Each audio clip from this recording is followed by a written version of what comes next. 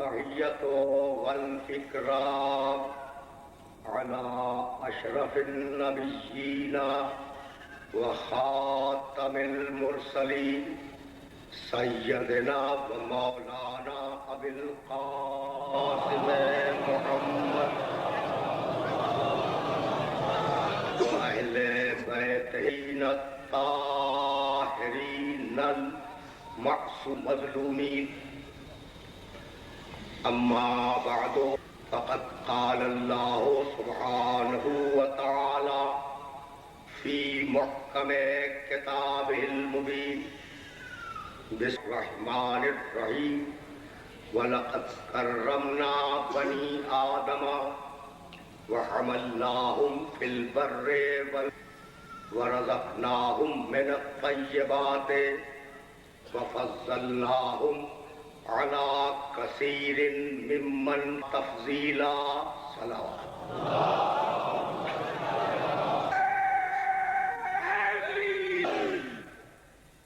عزیزان محترم،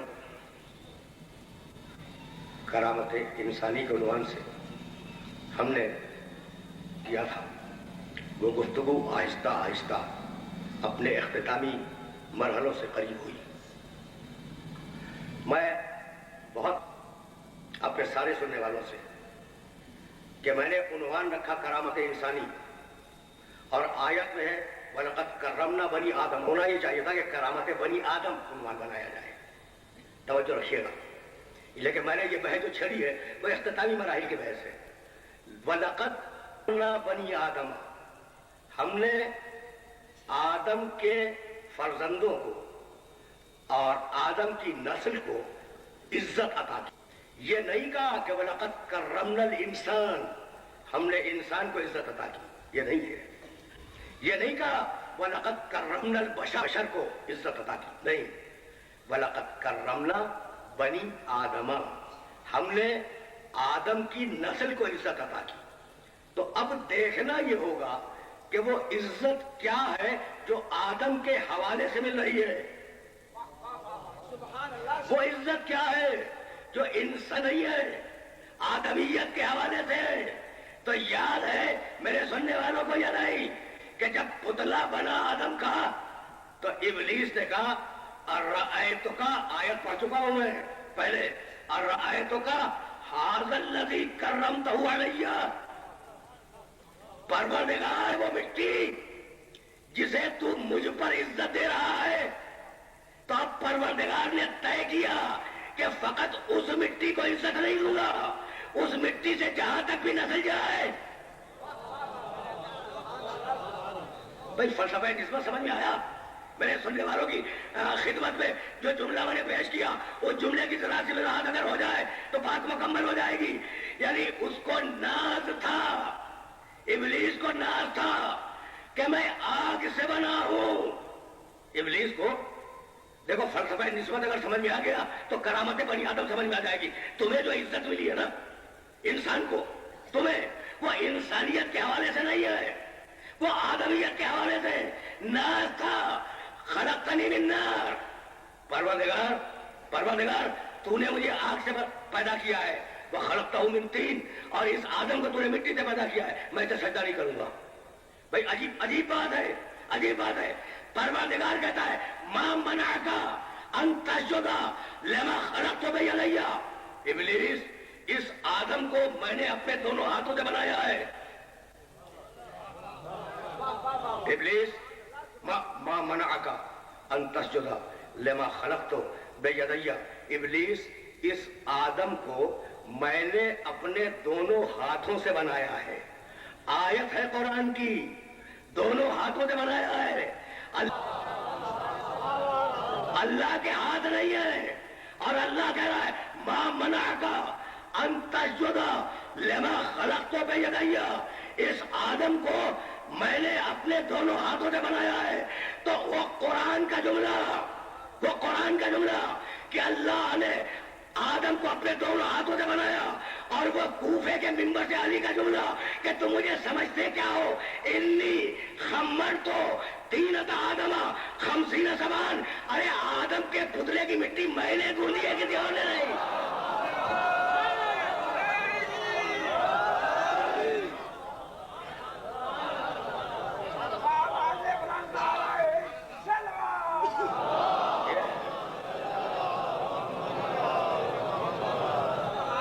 देखो देखो बात एजेंडे पे नहीं थी, फिर वो नहीं देखा, लेकिन जहां से गुजर रहा था सारे लोगों ने देखा। तो अब निस्बत के फलसफे को समझो, आलम भी समझ में आ जाएगा। निस्बत के फलसफे को समझो, आलम भी समझ में आ जाएगा। भाई सुनना फलसफा निस्बत को, मा मनाका अन तस्जुदा लिमा खलक़तु बियदैया। इब्लीस, इस आदम को तो मैंने बनाया है, तू सजदा क्यों नहीं करता? सुनना, अल्लाह का नुक्ता नजर देखो और इब्लीस का ज़ाविया नजर देखो।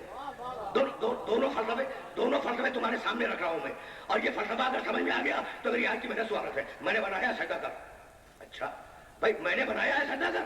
वो क्या कहता है? खलक़तनी मिन नार, परवरदिगार तूने मुझे आग से बनाया। खलक़तहू मिन तीन, इसे मिट्टी से बनाया। ये चूंकि मिट्टी से बनाया, सजदा नहीं करूंगा। तो खुदा की निगाह है निस्बत पर कि मैंने बनाया है। तवज्जो रखना, तवज्जो रखना। खुदा की निगाह है निस्बत पर कि चाहे मैं कीचड़ से बनाऊं, मिट्टी से बनाऊं, गंदे पानी से बनाऊं, पत्थर से बनाऊं, बनाया मैंने, सजदा कर। कहता है कि नहीं, ये मिट्टी से बना है, सजदा नहीं करूंगा। तो इब्लीस की निगाह है मटेरियल पर, मादे पर, कि किस चीज से बना है।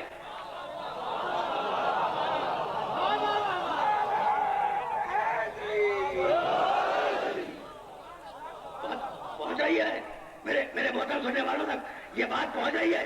इब्लीस की निगाह है मादे पर कि ये किस चीज से बना है। अल्लाह की निगाह है निस्बत पर कि किसी चीज से भी बने, बनाया मैंने है, सजदा कर, है ना। अब हमारे सामने आए, कहने लगे ये नबी का झंडा, ये क्या है? एक लकड़ी, एक कपड़ा, नबी का झंडा। हमने कहा खबरदार मत कहो, झंडा है नबी का। कहने लगे ये नबी का मिंबर पे क्या रखा है? लकड़ी है, उस पर कपड़ा डाल दिया है। हमने कहा नहीं, मिंबर है नबी का। तवज्जो रहे। कहने लगे तारिया, थोड़ा सा कागज, थोड़ी सी लकड़ी, थोड़े से कुमकुमे पे रखा गया है। हमने कहा नहीं, तारिया है हुसैन का। कहने लगे अब्बास का आलम, धाक का पंजा, एक लकड़ी, एक फरेरा, थोड़े से फूल डाल दिए, रखा गया। हमने कहा नहीं, आलम है अब्बास का, आलम है अब्बास का। तो जिसकी माथे पे निगाह है वो इब्लीस का पैरा है, जिसकी निस्बत पे निगाह है वो खुदा का पैरा है।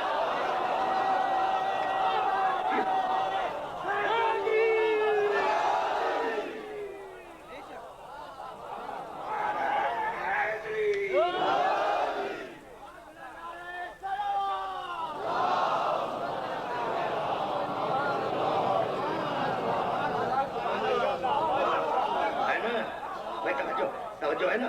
तो तुम्हें जो करामत मिली, जो इज्जत मिली, तुम्हें जो शरफ अता हुआ है, वो आदम के हवाले से। भाई अब मैं कैसे अपने सुनने वालों की खिदमत में उस बात को अर्ज करूं? भाई निकाले दोनों गए, पिछली सारी तकरीरों का खुलासा हो रहा है, निकाले दोनों गए। आदम भी जन्नत से निकले, इब्लीस भी जन्नत से निकला। ठीक, एक रजीम बनकर, दूसरा खलीफा बनकर। एक को रजीम बन के निकाला है, रजीम बना कर निकाला है, दूसरे को खलीफा बना कर निकाला है। और जब दोनों आए हैं ना, तो दोनों ने दो बयान दिए हैं, और वो दोनों बयान कुरान में है, आदम का बयान भी और इब्लीस का बयान भी। भाई सुनना, आदम कहने लगे रब्बना, उतरने के बाद ज़लमना अनफुसना, आयतें पढ़ चुका हूं मैं और अब नतीजे दे रहा हूं। रब्बना ज़लमना अनफुसना व इन लम तग़फिर लना वतरहमना लनकुनन्ना मिनल खासिरीन। परवरदिगारा गलती हमसे हुई है, परवरदिगारा गलती हमसे हुई है, अगर तू हमारी मग़फ़िरत न करे तो हम खसारा उठाने वालों में होंगे। तो आदम ने अपने अमल की निस्बत दी अपनी तरफ कि माली गलती मुझसे हो गई, माली गलती मैंने की। और अब इब्लीस का मिजाज देखो, कहने लगा सब इज्जत का। भाई बहुत तवज्जो रखिएगा, इसलिए कि ऐसे मरहले के ऊपर ले आया हूं जिस मरहले पर अपने सुनने वालों को रोकूंगा और रोकने के बाद आयत पेश करूंगा, फबिमा अग़वैतनी। भाई सुनिएगा, परवरदिगार इब्लीस कह रहा है फबिमा अग़वैतनी, मालिक तूने मुझे गुमराह कर दिया, तूने मुझे गुमराह कर दिया। आदम ने कहा गलती मुझसे हुई, इब्लीस कह रहा है तूने मुझे गुमराह कर दिया। तो जो अपनी खता की निस्बत अपनी तरफ से वो नस्ल आदम में है जिम्मेदार अल्लाह को ठहरा है।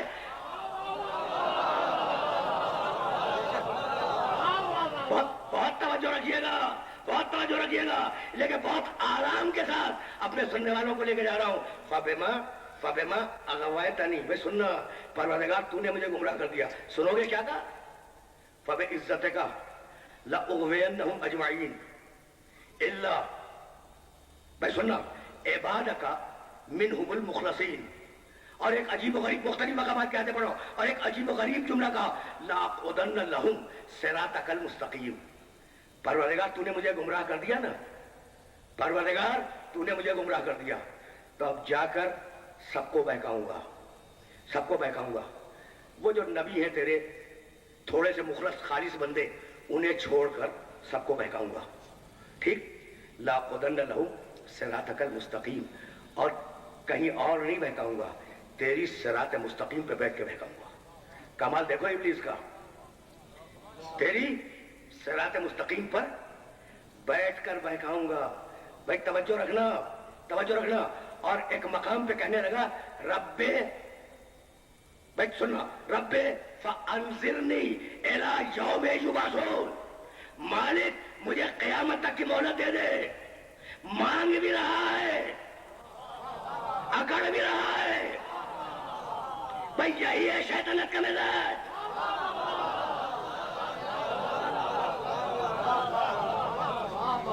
भाई समझ रहे हो ना बात को? इसलिए कि मैं कैसे वाज़ेह करूं इस मसले को, जिस मसले की तरफ ले आया हूं। मुझे क़यामत तक की मोहलत दे दे, सबको बहकाऊंगा, नबियों को बहका नहीं सकता। मालिक तू दे दे। अजीब कमाल है, कहता है मालिक तू दे दे, नबियों को तो मैं बहका नहीं सकता, और मोहलत दे क़यामत तक की। तो अब इब्लीस का अकीदा समझ में आ गया। मालिक तू दे दे, तौहीद को मानता है, नबियों को बहकाऊंगा नहीं, नबूवत को मानता है। क़यामत तक की मोहलत दे दे, क़यामत को मानता है। तौहीद, नबूवत, क़यामत।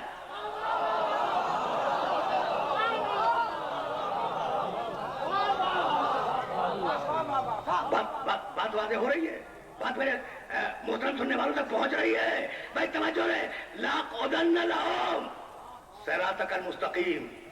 परवरदिगार तेरी सिरात मुस्तकीम पे बैठ जाऊंगा और तेरी सिरात मुस्तकीम पे बहकाऊंगा। ये नहीं कहता कि मैं सिनेमा हाउस में जाके बहकाऊंगा, ये नहीं कहता कि मैं डांसिंग हॉल में जाके बहकाऊंगा। भाई जाते ही बहके हुए हैं, ऐसी जगह बहकाऊंगा जहां सुधरे हुए लोग हो। तो कहां बहकाएगा, कहां बहकाएगा? सिरात मुस्तकीम पर। अब अगर पता चल जाए कि सिरात मुस्तकीम क्या है और सिरात मुस्तकीम पर क्या है, तो समझ लोगे कि शैतान कहां बहकाएगा। भाई अब सुनना, और अगर तरकीब दे रहा हूं सारी गुफ्तगू की।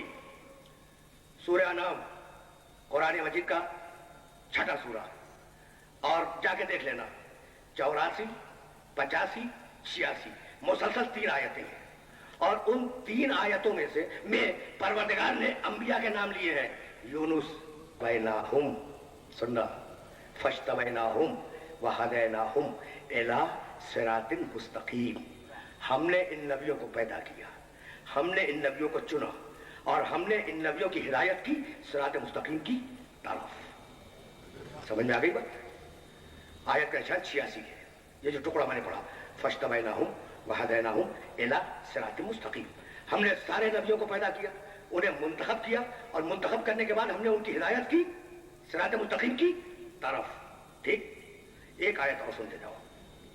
कल मैंने इस आयत को कोट किया था, और अब जरा मैं तफसील के साथ उस आयत को बयान करना चाह रहा हूं। इन्ना इब्राहीम, सूरह नहल के आखिरी पैराग्राफ की आयत है, आखिरी रुकू की। इन्ना इब्राहीम काना उम्मतन कानितन लिल्लाहि हनीफन वलम यकुन मिनल मुशरिकीन शाकिरन लिअनउमिही इज्तिबाहु वहदाहु इला सिरातिन मुस्तकीम।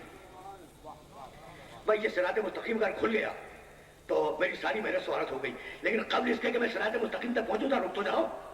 इन्ना, देखो अल्लाह अपने नबी की कैसे तारीफ बयान करता है। इन्ना इब्राहीम काना उम्मतन, इब्राहिम अपनी जात में उम्मत था, ठीक, एक है मगर उम्मत है।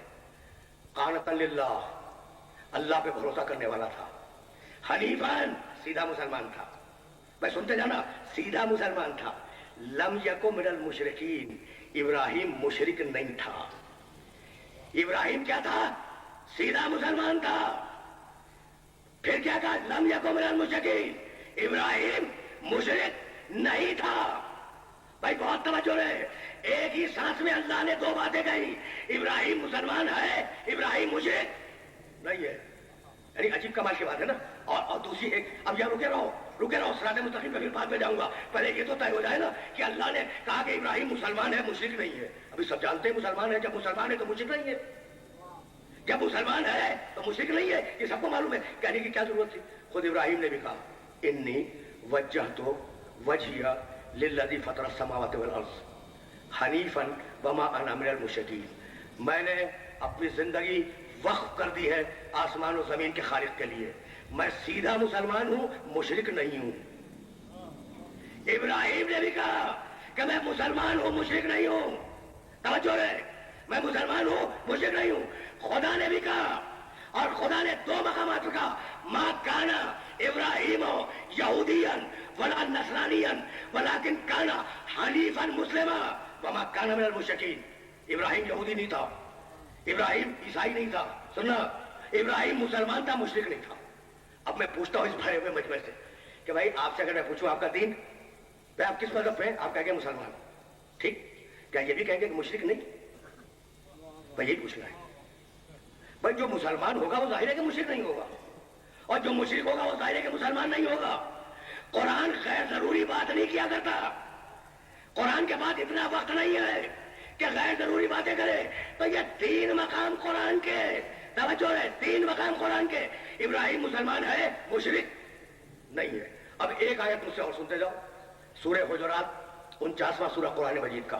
اس سورے کی ایک طویل آیت ہے, تھوڑا سا سن لو. وَلَٰكِنَّ اللَّهَ حَبَّبَ إِلَيْكُمُ الْإِيمَانَ وَزَيَّنَهُ فِي قُلُوبِكُمْ وَكَرَّهَ إِلَيْكُمُ الْكُفْرَ وَالْفُسُوقَ وَالْعِصْيَانَ أُولَٰئِكَ هُمُ الرَّاشِدُونَ. ایمان سے محبت کرو, کفر, فسق اور عصیان سے نفرت کرو. ایمان سے محبت کرو, اور کس سے نفرت کرو؟ کفر, فسق, عصیان. بھائی ظاہر ہے جو ایمان سے محبت کرے گا وہ کفر سے نفرت کرے گا. بھائی منطقی بات ہے نا کہ جو ایمان سے محبت کرے گا وہ کفر سے نفرت کرے گا. لیکن پروردگار کہتا نہیں, ایمان سے محبت کرو, کفر سے نفرت کرو, اظہار نفرت کرو. ابراہیم مسلمان ہے, مشرک نہیں ہے. تو بتلانا یہ تھا کہ فقط دوست کی محبت کا اعلان کافی نہیں ہے جب تک اس کے دشمن سے بیداری کا اعلان ساتھ میں نہ ہو.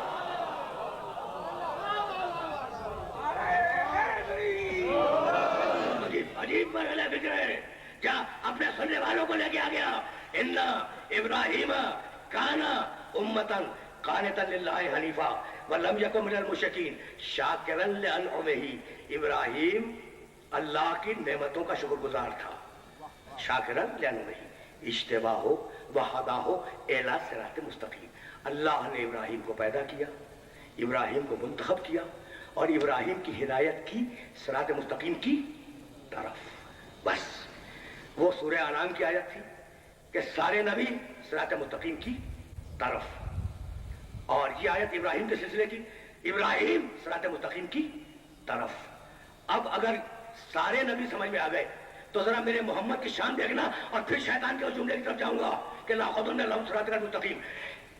سارے نبی 1,23,999 نبی اِلَىٰ صراط مستقیم, صراط مستقیم کی طرف. اور میرا محمد بسم اللہ الرحمن الرحیم, یاسین والقرآن الحکیم انک لمن المرسلین علی صراط مستقیم. پہنچے, اس مرحلے تک پہنچ گئے جس مرحلے تک لے جانا چاہ رہا تھا میں. یاسین اے سید و سردار, والقرآن الحکیم, قسم ہے قرآن حکیم کی, قسم ہے حکمت والے قرآن کی. انکا, پوری ذمہ داری سے ترجمہ کر رہا ہوں, انکا لمن المرسلین علی صراط مستقیم. رسولوں میں فقط تم صراط مستقیم پر ہو, سارے نبی صراط مستقیم کی طرف, میرا محمد صراط مستقیم پر. سمجھ میں آ گیا بھائی؟ بہت توجہ ہے, بہت توجہ ہے. لیکن جب نتیجہ دوں گا تو اس نتیجے کے لیے ایک آیت کا پیش کرنا ناگزیر ہے. میں بہت معذرت چاہ رہا ہوں کہ آج میں نے کچھ آیتیں معمول سے زیادہ اپنے سننے والوں کی خدمت میں ہدیہ کر دی، لیکن یہ میری مجبوری ہے۔ جب سے دوستوں نے، بزرگوں نے قرآن کو کافی سمجھا،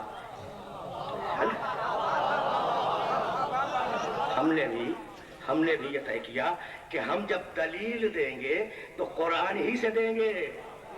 ٹھیک بھائی، بات تو سمجھ میں آ رہی ہے نا؟ تو اب سارے نبی صراط مستقیم کی طرف، محمد رسول اللہ صراط مستقیم پر، ہو گیا نا؟ اب ایک آیت اور سنتے جاؤ، ایک آیت بڑی لمبی آیت ہے اور بہت تیزی کے ساتھ اس کے ترجمے سے گزروں گا، لیکن پتہ تو چلے کوئی اور ہے، محمد کے علاوہ کوئی اور ہے صراط مستقیم پر۔ ضرب اللہ مثلا اینما یوجہہ لا یأتی بخیر هل یستوی هو ومن یأمر بالعدل وهو علی صراط مستقیم، ان پہ چھوڑا ہے جو عدل پہ قائم ہے۔ سمجھ میں آ گئی نا بات؟ اور کل میں نے آیت پڑھی یہی اسی ممبر سے، وَمَا يَعْلَمُ تَّأْوِيلَهُ إِلَّا اللَّهُ وَالرَّاسِخُونَ فِي الْعِلْمِ، علم میں ڈوبے ہوئے لوگ وہ نہیں جن کے اندر علم ہو، جو علم کے اندر ڈوبے ہوئے ہو تو دین کو اور قرآن کو بغیر محافظ کے نہیں چھوڑا۔ اور اب ایک تیسرا لفظ استعمال کیا اور کمال کا استعمال کیا، جاؤ دیکھنا سورہ محمد میں، مِنْهُمْ مَنْ يَسْتَمِعُ إِلَيْكَ حَتَّى إِذَا خَرَجُوا مِنْ عِنْدِكَ قَالُوا لِلَّذِينَ أُوتُوا الْعِلْمَ ماذا قال آنفا۔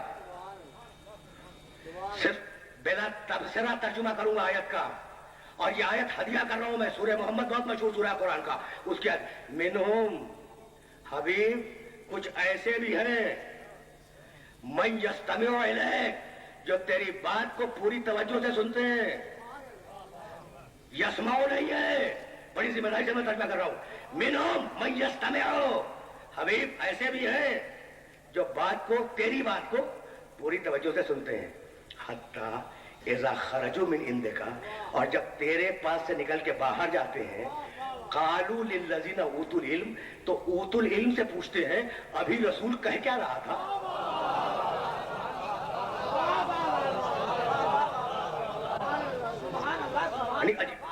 بلا تبصرہ آیت پڑھ رہی، آیت پہ کوئی تبصرہ نہیں کروں گا، لیکن اوتوا العلم کے لفظ کی تشریح ضروری ہے۔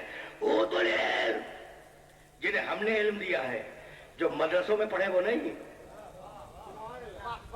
جو مدرسوں میں پڑھے وہ نہیں، اوتوا العلم جنہیں ہم نے علم دیا ہے۔ آیت کو پھر سننا، منہم من یستمع الیک، جب یہ اوتوا العلم سمجھ میں آ جائیں گے نا تو بات مکمل ہو جائے گی۔ منہم من یستمع الیک، ان میں بہت سے ایسے ہیں جو رسول تمہاری بات کو پوری توجہ سے سنتے ہیں، حتی اذا خرجوا من عندک، جب باہر نکل کے جاتے ہیں تو قالوا للذین اوتوا العلم، تو اوتوا العلم سے پوچھتے ہیں، تو تھا نہ کوئی علم والا، تھا نہ کوئی علم والا، کوئی علم والا کہ ابھی رسول کس سے بات سنی، ابھی رسول سے بات سنی، رسول نے قرآن کی آیت بیان کی ہے نا، ابھی باہر نکل کے پوچھا کہ رسول کیا کہہ رہے تھے۔ بھائی بہت توجہ رہے، بہت توجہ رہے، اس لیے کہ ایسے مرحلے پہ لے آیا ہوں میں سننے والوں کو جس مرحلے سے آگے جانا ممکن نہیں ہے۔ تو اب رسول کے زمانے میں ایسے علماء کا گروہ ضروری ہے جن کا علم خدا کی طرف سے آیا ہو۔ رسول قرآن بیان کر رہا ہے اور لوگ اوتوا العلم سے جا کے پوچھ رہے ہیں، تو جب زمانے رسول میں قرآن کافی نہ ہوا،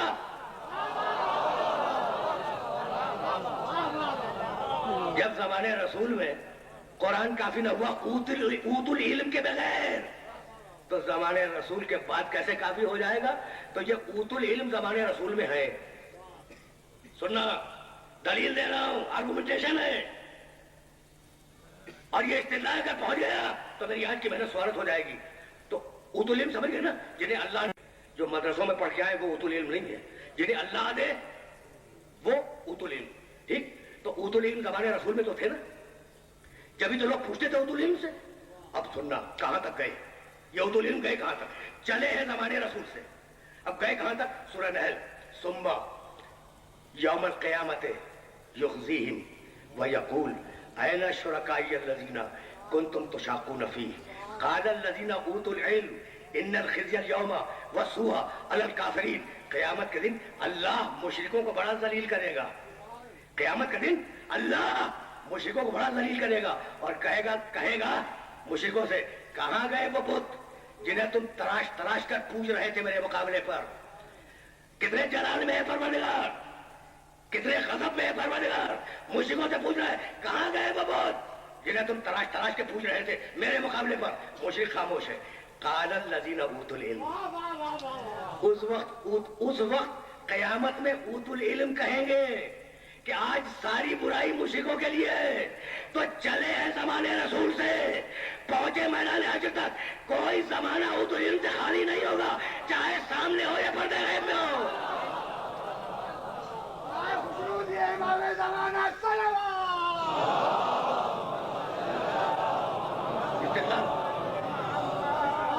استدلال پہنچ گیا نا میرے سننے والوں تک، استدلال پہنچ گیا. جو استدلال میں دینا ہریا کرنا چاہ رہا تھا اپنے سننے والوں کو وہ یہی تھا کہ اوتوا العلم چلے ہیں زمانے رسول سے اور اوتوا العلم پہنچے ہیں قیامت کے میدان تک. کوئی زمانہ اوتوا العلم سے خالی نہیں ہے. اب پوچھیں گے یہ ہے کون، لیکن ایک آیت اور سنتے جاؤ. یہ قرآن، اس کی جگہ کیا ہے؟ کاغذ لکھ لیا یہ جگہ ہے اس کی؟ نہیں. حافظہ یاد کر لیا یہ اس کی جگہ ہے؟ نہیں. بل ہوا آیات بینات فی صدور الذین اوتوا العلم. قرآن کاغذ پہ نہیں ہے، قرآن حافظوں کے حافظے میں نہیں ہے، قرآن اوتوا العلم کے سینوں میں ہے. تو کچھ ایسے اوتوا العلم، کچھ ایسے لوگ ہیں جن کے سینوں میں قرآن ہے. اب ان لوگوں کو کہاں تلاش کرے؟ تو کوفے کے ممبر سے سننا. علی نے کہا سلونی، پوچھو مجھ سے جو پوچھنا چاہتے ہو پوچھو. ایک شخص اٹھ کے کھڑا ہو گیا اور کہنے لگا پہلا سوال تو یہی ہے کہ یا علی تم سے کیوں پوچھے، کسی اور سے جا کے پوچھ لیں گے. تو ایک مرتبہ انگوٹھے نے اشارہ کیا سینے کا کہ ان علم القرآن ہاؤنا، قرآن کا علم اس سینے میں ہے کہیں اور نہیں ہے. بس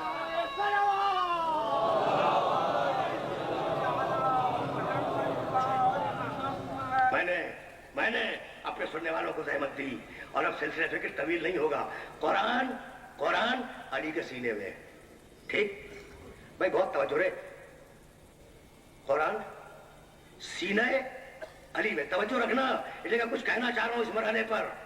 تو اب جو صفت قرآن کی وہی صفت علی کی. بھائی سیدھی بات ہے نا، یعنی اتنا اتحاد ہے. میں کہنا یہ چاہ رہا ہوں کہ قرآن میں اور علی میں اتنا اتحاد ہے کہ اگر علی کتابوں میں ہوتے تو نام قرآن ہوتا، اور اگر قرآن انسانوں میں ہوتا تو نام علی ہوتا. ہے نا؟ یعنی جو صفت قرآن کی وہی صفت علی کی. تو اب یہ پورا سبجیکٹ ہے اور پورا ایک موضوع ہے. فقط 3 مثالیں سنو اور مجھے اجازت دے دو. جو صفت قرآن کی وہی صفت علی کی. ما من غائبت، قرآن کی ایک صفت سننا، ما من غائبت فی السماوات والارض الا فی کتاب مبین. آسمان و زمین کا کوئی غیب ایسا نہیں ہے جو قرآن میں نہ ہو. تو ساری دنیا کا غیب قرآن میں اور قرآن علی کے سینے میں. تو اب علی عالم الغیب ہے یا نہیں؟ دیکھو بڑے نازک مرحلے پہ لے آیا ہوں اور گفتگو کو طویل نہیں ہونا. تو پہلی صفت سارا غیب قرآن میں، غیب قرآن میں، قرآن علی کے سینے میں. تو اب علی عالم الغیب ہوا یا نہیں؟ جو صفت قرآن کی وہ صفت علی کی. لا یاتیہ الباطل من بین یدیہ ولا من خلفہ. قرآن کی صفت یہ ہے کہ اگر اعتراض کرو فوراً جواب دے گا. کمال ہے، کمال ہے قرآن کا. قرآن کا کمال یہ کہ باطل اس پہ اعتراض نہیں کر سکتا.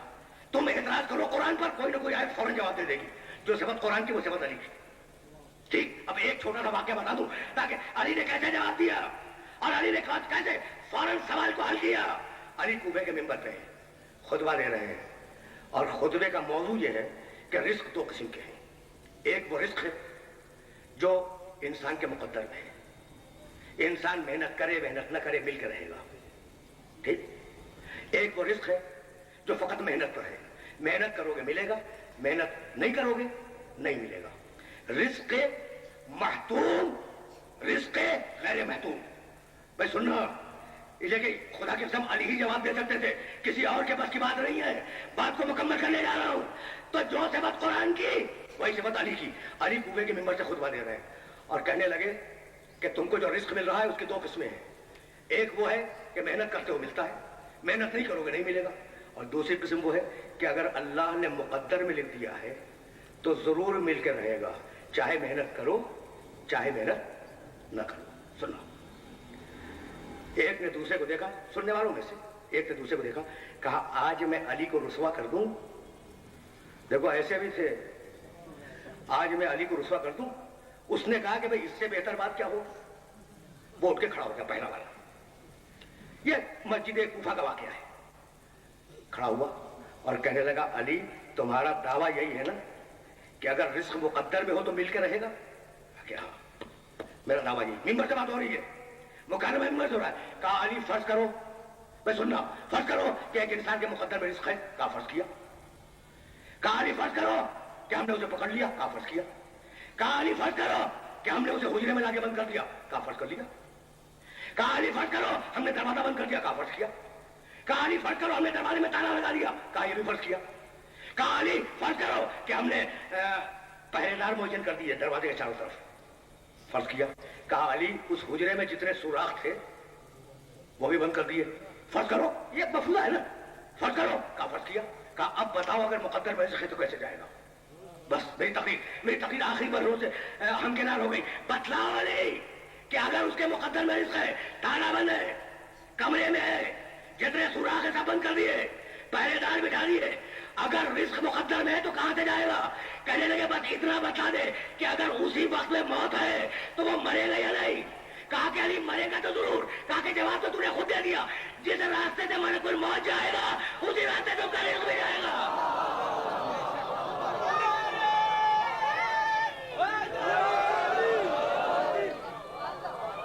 بس تقریر تمام ہو گئی.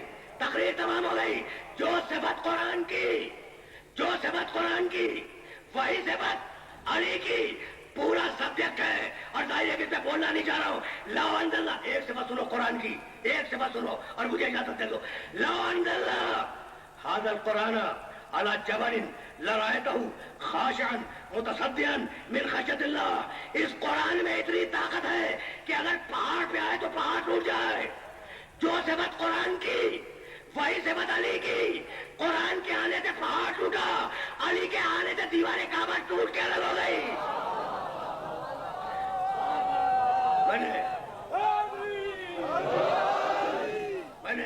میں نے اپنے سننے والوں کو زحمت دی. جو صفت قرآن کی، جو صفت قرآن کی وہ صفت علی ابن ابی طالب کی نہیں. جو صفت قرآن کی وہ صفت اوت العلم کی. بہت زیادہ زحمت نہیں دوں گا، یعنی پورا گروہ ہے، فقط علی نہیں.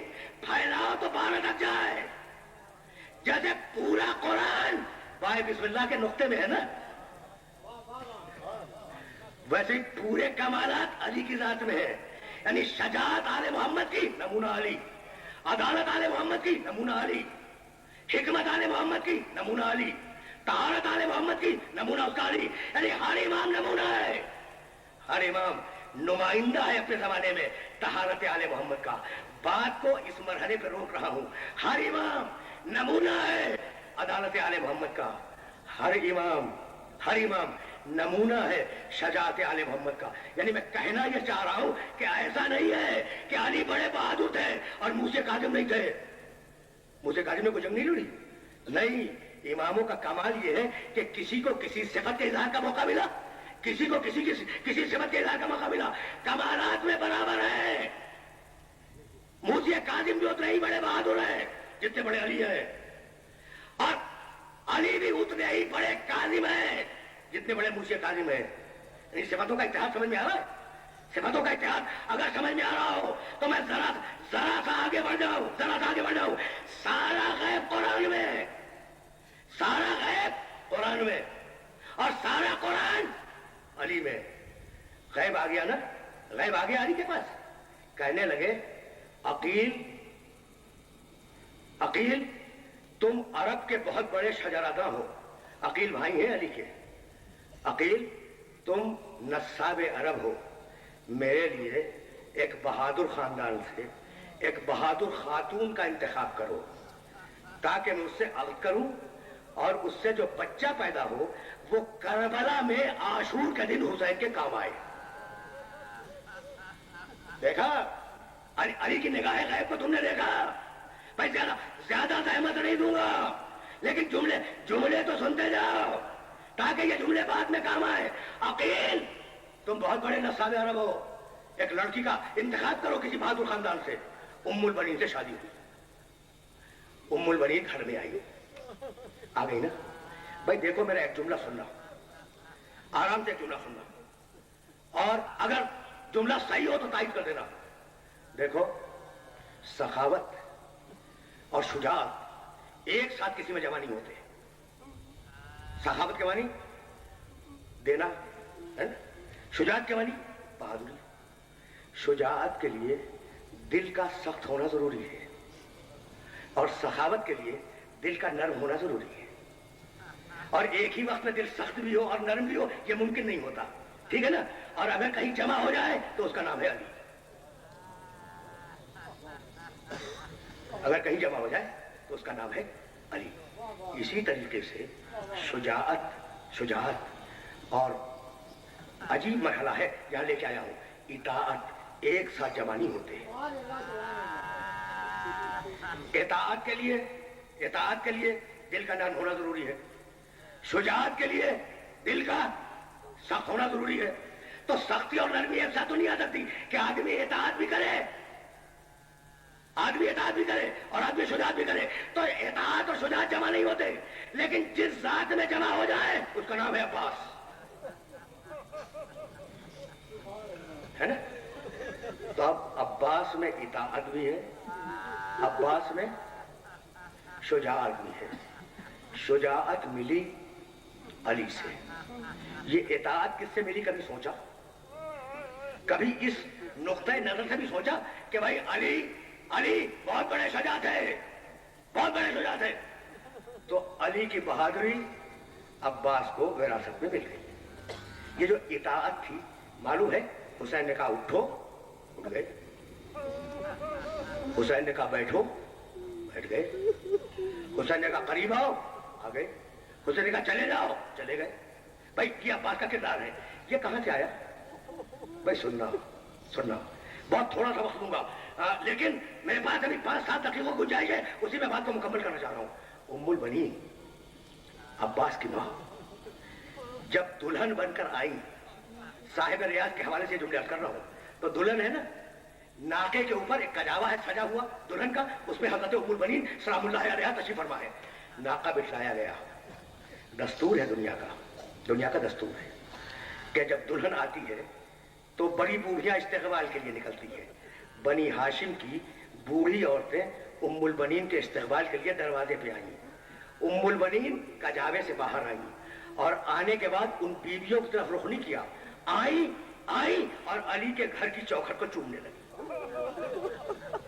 یہ ہے ام البنین،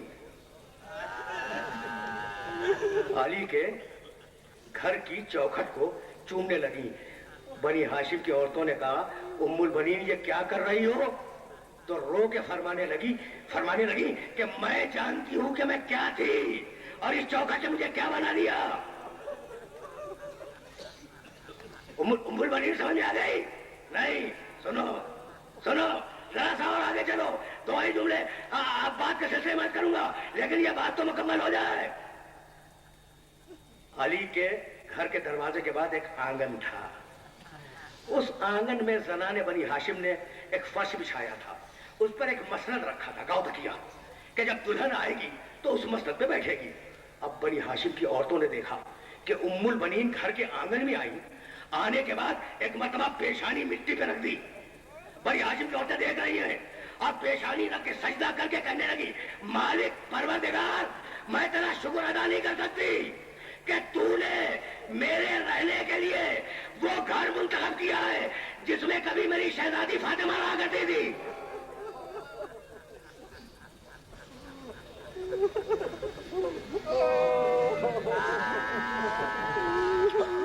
اجر अजरकुम अल्लाह, अजरकुम अल्लाह।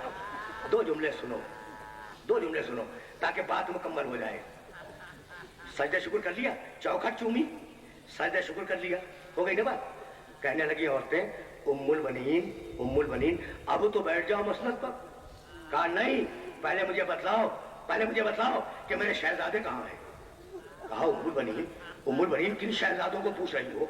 कहा कि हुसैन के अलावा कोई और भी शहजादे। इत्तेफाक ये था कि जिस दिन उम्मुल बनीन घर में आई है दोनों शहजादे बीमार थे, अपने हुजरे में लेटे हुए थे। उम्मुल बनीन दाखिल हुई, दाहिना हाथ हसन के पांव पे रखा, बाया हाथ हुसैन के पांव पे रखा और रो के कहने लगी शहजादो मां बन के नहीं आई, कलीज बन के आई हो।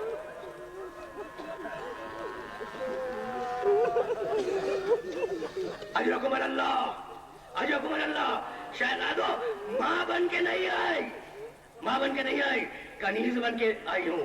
यही वो किरदार था जो अब्बास में मुंतकिल हुआ। बस सुनो, मैंने बहुत वक्त ले लिया, इतने तवील मसाइल पढ़ने का आदि नहीं हूं, लेकिन मैंने बड़ा वक्त ले लिया। यही वो किरदार था, जुमले को जुमले से मिला लेना, जुमले को जुमले से मिला लेना। यही किरदार आया है अब्बास में। आशूर के दिन आखिरी मर्तबा तय हुआ कि एक गुफ्तगू हुसैन में और उमर साथ में और हो जाए। उमर इब्न साथ तय ये हुआ कि इधर से हुसैन जाएंगे और अली अकबर जाएंगे, उधर से उमर साद आएगा और उसका बेटा आएगा। न इधर से कोई और होगा, न उधर से कोई और होगा। उधर से उमर साद चला, उसका बेटा चला, इधर से हुसैन चले, अली अकबर चले। जैसे ही जरा आगे बढ़े थे, हुसैन ने अपने पीछे किसी के कदमों की चाप महसूस की। मुड़कर देखा तो देखा कि अब्बास तलवार के कब्जे पर हाथ रखे हुए सर को झुकाए चले आ रहे हैं। हुसैन रुक गए। कहने लगे अब्बास तय तो ये हुआ था ना कि वो आएगा, उसका बेटा आएगा, मैं जाऊंगा, मेरा बेटा जाएगा, ये तुम क्यों जा रहे हो। तो एक मतलब अब्बास रोने लगे। कहा मौला जरा गौर से देखे, पेशरे साथ के साथ उसका गुलाम भी तो आ रहा है ना।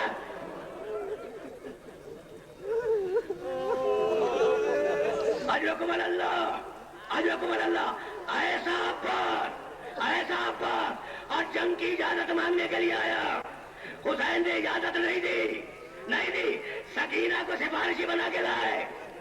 यहां तक मैंने रिश्ता पाक में पढ़ा और एक जुमला आगे जाऊंगा। सकीना को सिफारिशी बना के लाए, गोद में सकीना को लिया, चले हुसैन की तरफ। हुसैन अपने खैमे के दरवाजे के बाहर कुर्सी पर तशरीफ फरमा थे। हुसैन ने अब जो देखा तो देखा कि गोद में सकीना है, सकीना के हाथ में सूखी हुई मश्क है। एक जुमला अब्बास से कहा, एक जुमला सकीना से कहा। अब्बास से कहने लगे अब्बास मैं समझ गया कि सकीना को क्यों लाए हो। जाओ, मैंने तुम्हें पानी लाने की इजाजत दी। और सकीना से कहने लगे बीबी अब तो चचा को इजाजत दिलवा रही हो, जब राह कूफा शाम में जालिम तुम्हें तमाचे मारेंगे तो बहुत याद करोगी चचा को। जाओ अब्बास, मैंने तुम्हें पानी लाने की इजाजत दी। आखिरी जुमला सुनो। रोक के कहने लगे लेकिन अब्बास मैंने इजाजत दे दी, बहन ज़ैनब से इजाजत ले लेना। बस आखिरी जुमला सुनो, अब इससे ज्यादा सहमत नहीं दूंगा। तकरीर अपने आखिरी मरहले पे आ गई। बहन ज़ैनब से इजाजत ले लेना। आए ज़ैनब के खैमे में अब्बास इजाजत लेने के लिए। कौन है अब्बास? बिगड़े तेवरों वाला, वो अब्बास जो किसी की बात बर्दाश्त न करे। बस आखिरी जुमला सुनना, वो अब्बास जो किसी की बात बर्दाश्त न करे। याद है शबे आशूर, मेरे मोहतरम सुनने वालों ने गिरिया किया, मजलिस तमाम हो गई। लेकिन मैं जुमला कहना चाह रहा हूं और बात को रोक के कहना चाह रहा हूं। शबे आशूर शिमर अब्बास के लिए अमाननामा लेके आया था। सुना है ना वाकया? जब उसने अमाननामा दिया है ना अब्बास के हाथ में, फेंक दिया उठा के और कहने लगे तब्बत यदाक अतुमिनुनी वब्नु रसूलिल्लाह ला अमाना लहू, तेरे हाथ टूट जाए। वही जुमला जो अबू लहब के लिए है, तेरे हाथ टूट जाए। मेरे लिए अमाननामा लाया है और रसूल के बेटे के लिए अमान नहीं है। रसूल के बेटे हुसैन के लिए अमान नहीं है, तो अब्बास वो जो किसी का जुमला बर्दाश्त न करे, हमेशा गर्दन सीधी रहे, आंखें मिली रहे, त्योरियों पे बन रहे।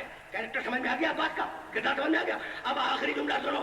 हुसैन ने कहा जाओ अब्बास जाओ, मैंने इजाजत दे दी, लेकिन बहन ज़ैनब से इजाजत लेते जाना। बहन ज़ैनब के पास जाने से पहले अब्बास अपनी ज़ौजा से रुखसत हुए। सईद और फजल दो छोटे छोटे बच्चे अब्बास के उस खैमे में मौजूद थे। दोनों को अपने सीने से लगाया और कहा बेटो मैं जा रहा हूं, अब जिंदा वापस नहीं आऊंगा, तुमसे फकत एक वसीयत है, सकीना को मेरे मरने के बाद भी सकीना को बहन कह के न पुकारना, शहजादी कह के पुकारना, ये वसीयत की। और अब शहजादी ज़ैनब के खैमे में आए और सर पर झुका के खड़े हो गए। अब तकरीर का आखिरी जुमला सुनो। ज़ैनब ने देखा कि अब्बास सर पर झुकाए खड़े हैं, कहा अब्बास मैं समझ गई कि तुम्हें हुसैन ने इजाजत दे दी। तो जवाबा ने अपना जख्मी सर मेरे कंधे पे रखा था और कहा था ज़ैनब को हमें कौन रस्सी बांध सकता है, लेकिन रवानी अब रोक के देखे तो कोई जुल्म का सैया फातह खैबर की जवानी, मुर्तजा आरिफ और उनके साथी नौखानी और सीना जनी करेंगे। सैयदा के रंग में हौसी पर चमको गाड़ा, थाली ने संग में दौड़ता है खून इसको देख कर हर रंग में। परचम अब्बास का, परचम अब्बास का, परचम अब्बास का, परचम अब्बास का। हौसी पर चम से आया करबला में इनकलाब, लेकर इसको जब गया दई या पे इब्ने बूतरा, चुमली मौजों ने बढ़कर इस पे गाजी की रकाब, इसकी पंजे की चमक से रोशनी ले आफ्ताब। परचम अब्बास का, परचम अब्बास का, परचम अब्बास का, परचम अब्बास का। आज हर घर पर अलम है मेरे गाजी का सजा, हजरत ज़ैनब की पूरी हो गई आखिर दुआ। मरहबा अब्बास गाजी मरहबा सद मरहबा, आसमां तो जो गया तेरा अलम उचारा। बचा हुआ रोने लगे शाहे हुम, रोके कहते थे यही था मेरे लश्कर का